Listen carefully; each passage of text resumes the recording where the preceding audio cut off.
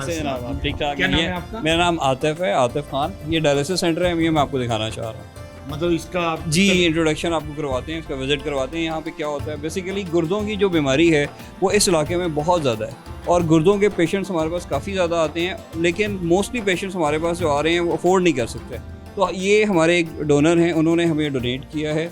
14 करोड़ रुपये इसकी लागत आई है और 14 ही मशीन हमारे पास यहाँ पे मौजूद हैं। 99% मरीज़ों का जो इलाज हो रहा है वो फ्री ऑफ कॉस्ट हो रहा है, उसमें कोई पैसा हम चार्ज नहीं कर रहे। और अब तक 2021 से लेकर अब तक हम कोई 10,000 से ज़्यादा डायलिसिस परफॉर्म कर चुके हैं। जी, आपको आइए दिखाते हैं हम मशीन्स।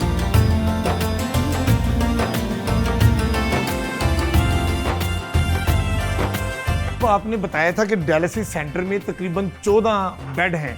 अच्छा ये बताइए कि जो मरीजों से आप ज़ाहिर है गुरकी अस्पताल कहते हैं 100% फ्री नहीं है, कम से कम इस पे जो इलाज मुआलजे पे जो अखराजात होते हैं सिर्फ वो लिए जाते हैं। तो डायलिसिस वाले मरीज से आप तकरीबन एक मरीज से डायलिसिस का कितने पैसे लेते हैं? देखिए, हमारी तो ख्वाहिश है कि हम मैक्सिमम पेशेंट्स का फ्री ऑफ कॉस्ट ट्रीटमेंट करें। हम तो चाहते हैं कि हमारा अकाउंट्स डिपार्टमेंट, कैश डिपार्टमेंट होना ही नहीं चाहिए। लेकिन कुछ पेशेंट्स ऐसे होते हैं जो पे करना भी चाहते हैं और वो चाहते हैं कि हम पे करें, तो हम लोगों का जो चार्जेस हैं वो 3,000 to 3,500 रुपीज़ तक हम चार्ज करते हैं। मतलब 3 से 3,500 रुपये। लेकिन अभी तक 90% पेशेंट्स हम लोगों ने फ्री किए हैं यहाँ।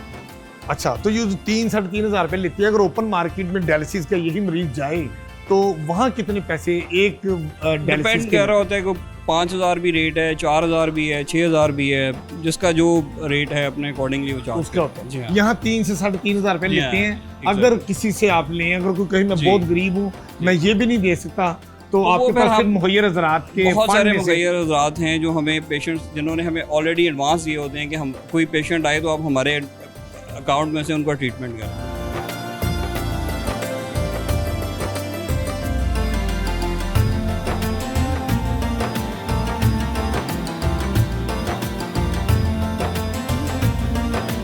क्या नाम है आपका? मोहम्मद अवैस। मोहम्मद अवैस। आप फार्मेसी के इंचार्ज हैं। जी, मैं फार्मेसी का इंचार्ज हूँ। अच्छा ये बताइए कि गुरकी ट्रस्ट टीचिंग हॉस्पिटल है, कहते हैं कि यहाँ की फार्मेसी आम हॉस्पिटल्स की फार्मेसी से मुख्तलिफ है।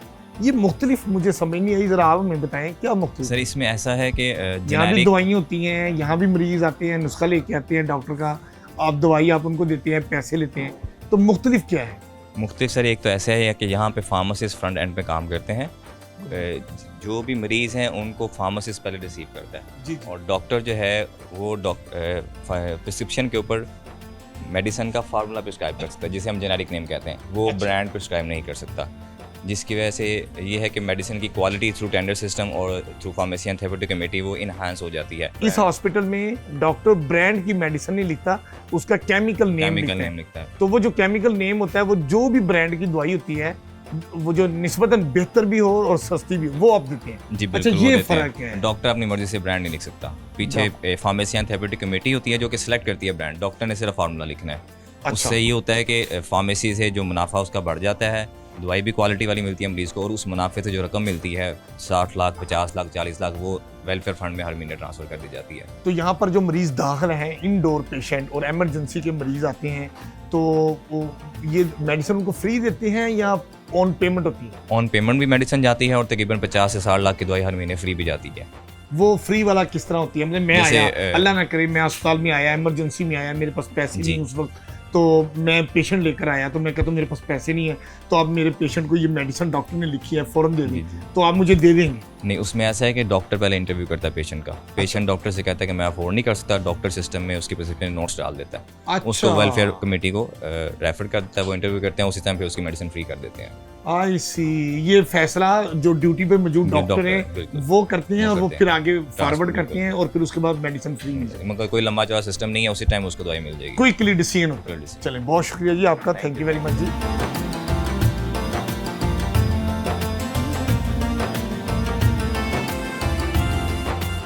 इस वक्त हम लेबोरेटरी में मौजूद हैं और कौन सा है यहाँ पर? आसानी से सरवर भट्टी, मैं हेड ऑफ डिपार्टमेंट हूँ यहाँ पर। प्रोफेसर सरवर भट्टी।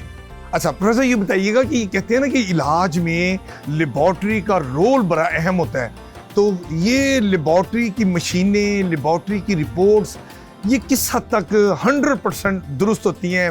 लोग कहते हैं ना बाज़ का लेबॉर्ट्री ऐसे भी बनी होती हैं, बस ऐसे ही टाइप करके दे देते हैं, आप क्या कहेंगे? जो लेबॉर्ट्री है वो बैकबोन है हर हॉस्पिटल की, इसके बगैर तो डायग्नोसिस बड़ा मुश्किल है। बिल्कुल ठीक तो हम लोग सपोर्ट करते हैं पेशेंट को हाँ। और उसके डायग्नोसिस में, और उसका पेशेंट जो है वो रिकवर कर रहा है, तो ये लैब रिपोर्ट्स पे डिपेंड करता है। तो ये जो lab is one of the best. जो हमारे पास इंस्ट्रूमेंट्स हैं वो भी वही हैं जो कि बड़ी बड़ी लैबों में इस्तेमाल होते हैं, ये उनसे कम नहीं है। और जो स्टाफ है मेरा वो वन ऑफ द बेस्ट है, दे आर हाईली एजुकेटेड और वेरी वेल ग्रूम्ड और technically they are very very sound. अच्छा डॉक्टर साहब, एक टेक्निकल ज़रा बात बताइए। कहा जाता है कि जो सरकारी अस्पतालों की लैब्स हैं वो अक्सर उनकी मशीनें ख़राब रहती हैं, और ट्रस्ट के जो हॉस्पिटल हैं या जो प्राइवेट हॉस्पिटल हैं उनकी मशीनें ख़राब नहीं होती, ये क्या वजह होती है? डेफिनेटली ये प्राइवेट सेक्टर में तो इनका अपना मालिक है, जिसका भी कोई ज़रूरत पड़ती है वो ले लेते हैं। तो गवर्नमेंट सेक्टर में रहा हूँ, वहाँ पर कई आपको पता हर्डल्स आते हैं, फिल्टर्स आते हैं, अप्रोच करना पड़े गवर्नमेंट डिपार्टमेंट ठीक करवाने के लिए, नहीं लेने के लिए। प्राइवेट में तो वो जॉब चाहें जो चीज़ ले सकते हैं। और शुक्रिया डॉक्टर साहब।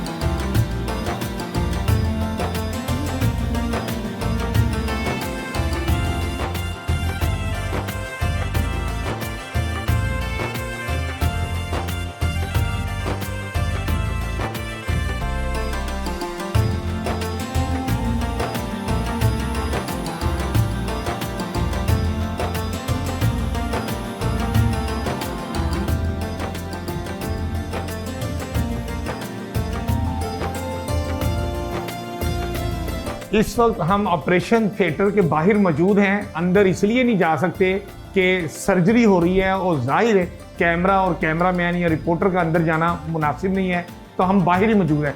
तो डॉक्टर साहब आपका गुड नेम क्या है? डॉक्टर खदीज।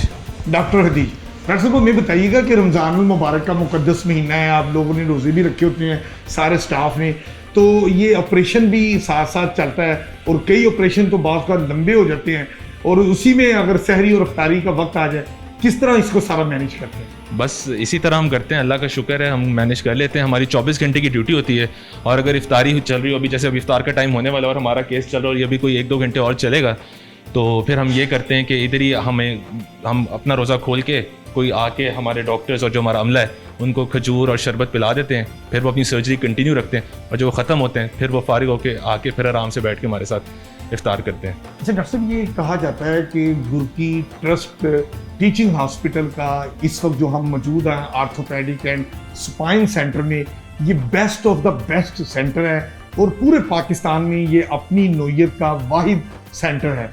इसकी क्या स्पेशलिटी है, क्यों इसको नंबर 1 कहा जाता है? इधर हमारे पास बहुत काबिल सर्जन है, जिनमें सबसे बड़ा नाम आमिर अजीज साहब का है। जिस तरह आपको पता है ये थिएटर हमारे पास 5-24 घंटे चल रहे थे, 10 थिएटर है। इस नौयत का इतना बड़ा थिएटर आपको पाकिस्तान में नहीं मिलेगा। पाकिस्तान ऑर्थोपेडिक एसोसिएशन और बाहर के ऑर्गेनाइजेशंस ने हमारे सेंटर को माना है कि ये एजुकेशनल और ऑर्थोपेडिक के लिहाज से एक एक्सीलेंट का सेंटर है, और बाहर से भी लोग आके यहाँ पे ट्रेनिंग लेते हैं हमारे पास, और ये 24 घंटे चलता है। और डेली के हम तकरीबन ऑन एवरेज 40 ऑपरेशन करते हैं रोजाना 40 अल्हम्दुलिल्लाह। हड्डियों के? हाँ जी। कितने डॉक्टर यहाँ पे काम करते हैं? यहाँ पे हमारे पास तकरीबन 50 रेजिडेंट्स हैं। अच्छा। उसके अलावा कोई 30 हमारे पास कंसल्टेंट्स हैं उसके ऊपर, उनमें हमारे पास 6 प्रोफेसर्स हैं, और बाकी हमारे पास असिस्टेंट प्रोफेसर्स और सीनियर रजिस्ट्रार्स हैं। इतना ज़्यादा स्टाफ यहाँ पर मौजूद है। तो जब बैरूनी मुल्क से जो माहिरीन आते हैं वो आपके बारे में क्या बताते हैं, आपके सारे ट्रीटमेंट के बारे में? बिल्कुल, हमारे पास अभी हमारा एक फुट एंड एंकल वीक हुआ है, स्कोलियोसिस का वीक हुआ, जिसमें बाहर से फैकल्टी आती है, वो इधर ऑपरेट भी करती है हमें और हमारे साथ तावन करते हैं। उसके बाद भी हम उनके साथ तावन रखते हैं, और वो यही हैरान होते हैं कि पाकिस्तान में इस तरह की चीज़, जिस तरह यहाँ पे हर थिएटर में एक्सरे की ऑप्शन अवेलेबल है, जो कि बरतानिया में भी इस तरह के हॉस्पिटल्स होते हैं कि हर थिएटर में नहीं मौजूद होती है फैसिलिटी। डॉक्टर अली उमर साहब, आप जब भी किसी सर्जरी से पहले किसी को एनेस्थीसिया देते हैं बेहोश करने के लिए, तो क्या प्रोटोकॉल होता है, किन चीज़ों का आप ख्याल रखते हैं और कैसे आप उसको कितना बेहोश करने के लिए मेडिसिन देते हैं? ये एक्चुअली एक काफ़ी डिटेल प्रोसीजर है जिसमें पहले हम मरीज़ से डिटेल में सारा कुछ उसके बारे में पूछते हैं, उसकी मेडिकल और तमाम हिस्ट्री लेते हैं, एग्जामिनेशन करते हैं, लैब्स होती हैं, फिर एक प्लान होता है हमारा कि हमने क्या उसको बेहोश करना है, एक हिस्सा सुन करना है या क्या करना है हमने, ये फिर हम उस हिसाब से करते हैं। तो उसके बाद फिर हम और अगर मरीज़ बेहोश करना हो जी। तो उसमें क्या मरीज की क्या पूछते हैं तफसीलात? खासी डिटेल सवाल हैं मरीज़ मोटे-मोटे दो की चार। मरीज़ की एज, उसकी किस चीज़ का ऑपरेशन होना है, क्या उसको पहले बीमारियां लाहक हैं, क्या दवाइयां वो लेता है, क्या पहले कभी बेहोशी के अमल से गुजरा है, क्या उसको कोई एडिक्शंस हैं, स्मोक करता है, ठीक है, क्या उसकी कोई लैब्स हुई भी हैं, तो उसके कोई मुताबिक आप मेडिसिन देते हैं। उसके मुताबिक फिर हम तो ऐसा कभी हुआ है कि ऑपरेशन हो रहा है तो आपने जो एनेस्थीसिया दिया वो कम दिया और वो ऑपरेशन के दरमियान ही वो होश में आ गई? नहीं, आपकी बात दुरुस्त है, लेकिन ऐसा होता नहीं है यूजुअली। एनेस्थीसिया वाले से अमूमन जो बहुत सच्ची बात है वो मरीज़ बताते हैं, वो बातें जो अमूमन शेयर नहीं कर पाते किसी के साथ भी, वो डॉक्टर पेशेंट की कॉन्फिडेंशियलिटी होती है, आपस की एक एग्रीमेंट होता है हमारा, उसके अंदर वो हमें तमाम बातें तो वो सच सच बताते हैं।